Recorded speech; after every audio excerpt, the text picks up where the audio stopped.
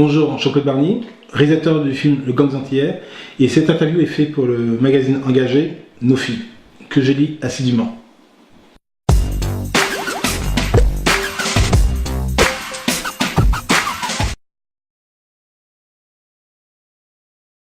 Ce film fait partie d'une thématique sur laquelle je me pose en question, c'est-à-dire que depuis que j'avais envie de faire du cinéma, il m'était intéressant de parler de ma communauté sous des thèmes beaucoup plus élogieux dans lesquels les préjugés nous enferment à chaque fois. Et puis c'est vrai que j'ai commencé par un film plutôt contemporain qui était Nègre-Marron, et qui parlait d'une déchéance de notre génération, de notre jeunesse aux Antilles, puis après la série sur l'esclavage Tropicamer, et puis dernièrement Rose et Soldat sur 1942 et les dissidents.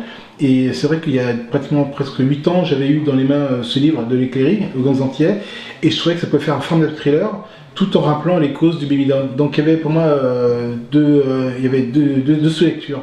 Parler du baby down, donc notre arrivée nous en métropole, et puis aussi faire un joli film de thriller dont moi je suis assez friand. Parce que je crois qu'il y a depuis toujours un vrai manque de visibilité sur notre communauté, et au plus large, sur tous les immigrants qui ont parcouru et aidé cette France à se satisfaire.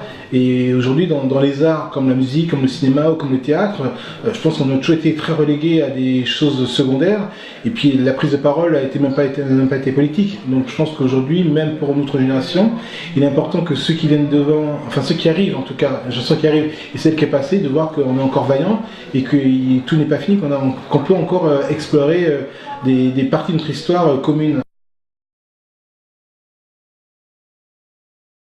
Financièrement, je pense que vraiment les principales difficultés, c'était la production financière, parce que c'est vrai qu'aujourd'hui, faire un film avec...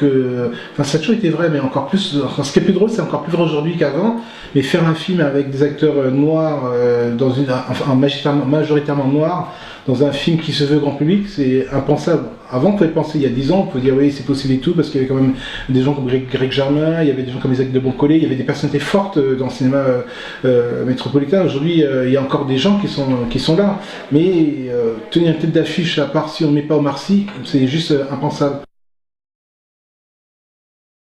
Alors moi je suis un réalisateur de films engagé. Engagé je suis par entre humain, je suis engagé dans ma vie de tous les jours, mais c'est vrai que l'engagement pour moi c'est de faire des films conscients, des films à la fois divertissants, mais qui appellent à la conscience collective. Donc si c'est ça l'engagement, oui je suis. Alors ce que je veux dire, c'est en fait puisque l'histoire se termine, en tout cas pour moi, je suis à 2 jours de la fin du mixage et du film, donc de la fin de ce film. J'ai eu beaucoup de plaisir à le mettre en scène, beaucoup de plaisir aussi à pouvoir le présenter à mes producteurs et puis à l'équipe technique. Je pourrais dire simplement que pour moi c'est un aboutissement. C'est le genre de film que moi j'attendais petit. Comme dans ces films un peu afro black exploitation, mais dans le bon sens du terme, pas ces films un peu trop comédie burlesque. Moi je suis plutôt de cette tendance de films de Jean Jarmusch, ces films de Jean-Élie de Brockley, de Furca. Voilà, j'essaie en tout cas de me rapprocher des films durs, des films conscients, mais il y a aussi des films qui font plaisir au public. L'idée c'était d'offrir à un public un esthétisme très particulier qui est le nôtre, notre esthétisme propre, et puis pouvoir aussi permettre à d'autres réalisateurs de voir qu'il y a vraiment un fil à tirer pour pouvoir aussi faire le leur, quoi. Je pense que vous devez aller voir ce film, Le Gang Antillais, pour 2 raisons. La première, parce que c'est vraiment un film atypique, c'est le premier de ce genre en France, et puis surtout, c'est qu'il est authentique. Il est vraiment authentique, et je pense qu'il n'a pas de faiblesse au niveau du sens du sens de ce qu'il a voulu raconter. Et souvent des films, il y a des pressions de producteur, chaîne télé, il a subi aucune pression.